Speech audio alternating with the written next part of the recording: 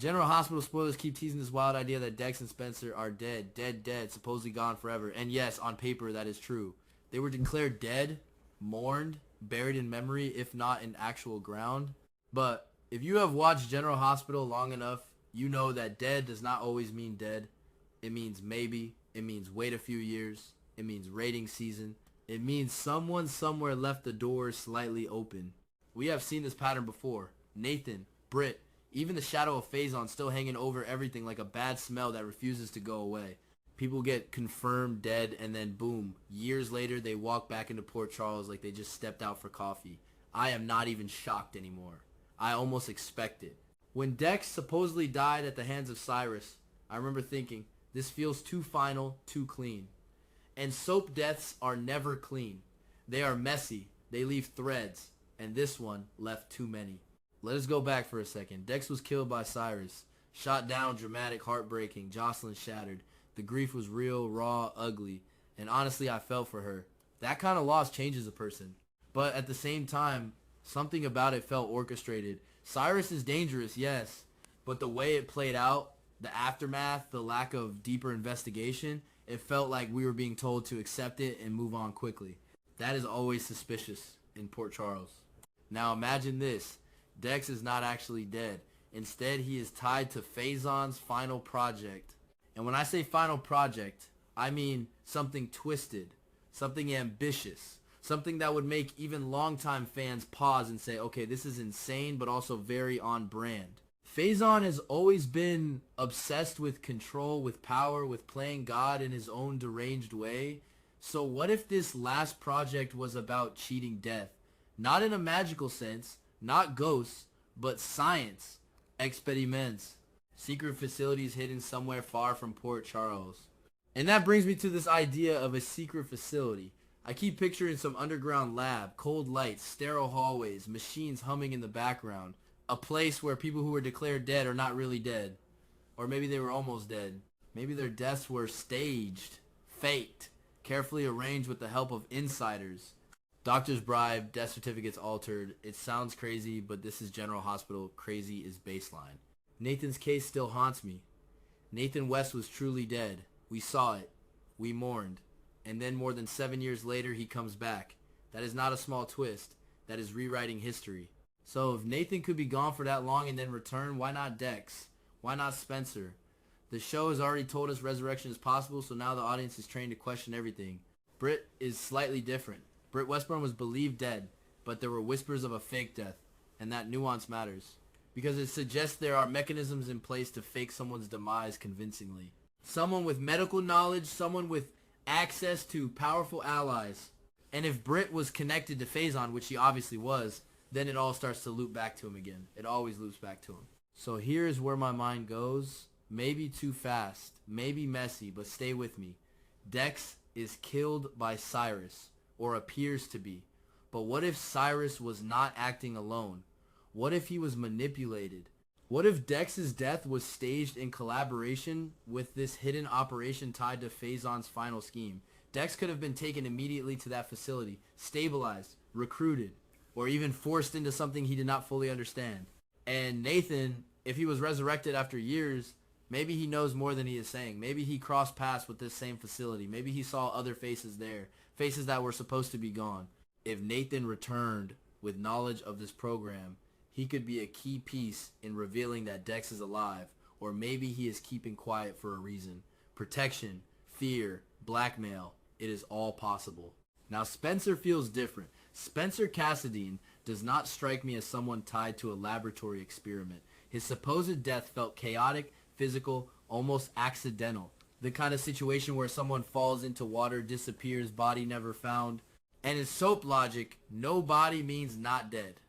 That is rule number one.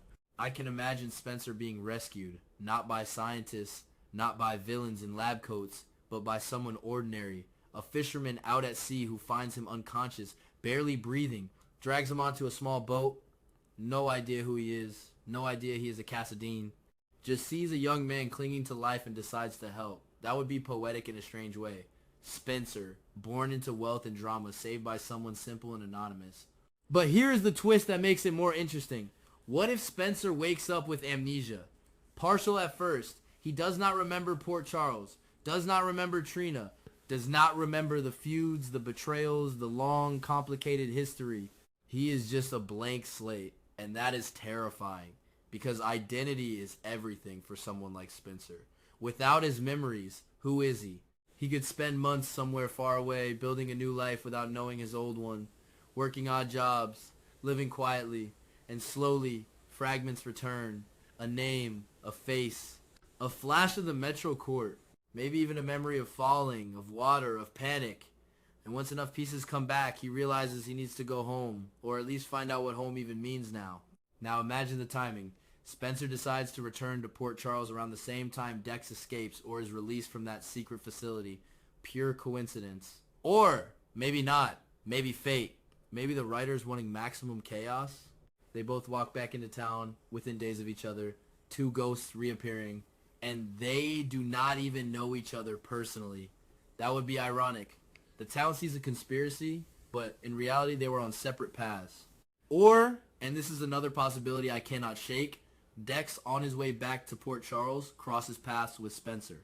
Maybe Dex has regained his freedom from this Phazon project, whatever it was. He is traveling, laying low, trying to figure out how to re-enter a world that thinks he is dead.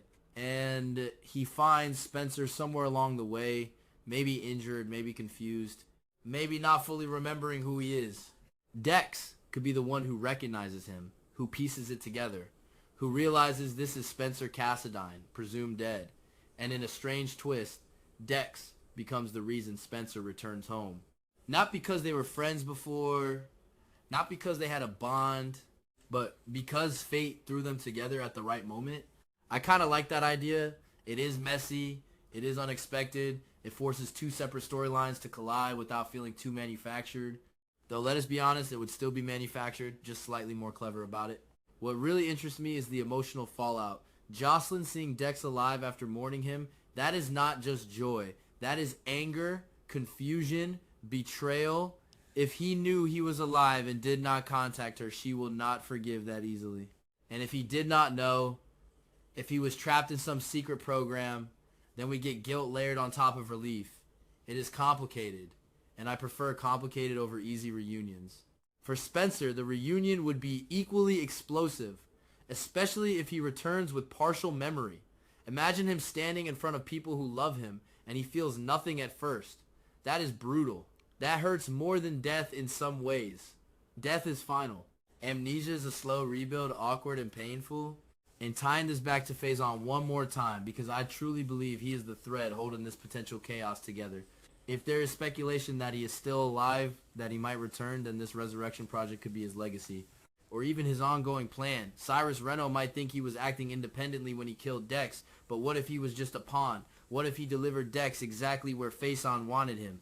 I know this sounds like a lot. It is a lot. But General Hospital has never been shy about going big, and honestly, if they are going to bring back characters from the dead, I would rather they go all in. Give us secret labs, give us lost memories, give us coincidences that feel almost cosmic. At the end of the day, the return of Spencer and Dex is not about whether it can happen. It absolutely can. The show has proven that. The real question is when, and how messy they are willing to make it. Because if they do it carefully, if they layer the emotional consequences instead of just focusing on shock value, it could be powerful. Or it could be ridiculous. And maybe that is part of the charm. I complain, I roll my eyes, I say this is too much, and yet I keep watching. Because somewhere in that chaos, in those impossible returns, there is still something compelling. Something that makes me lean forward and think, what if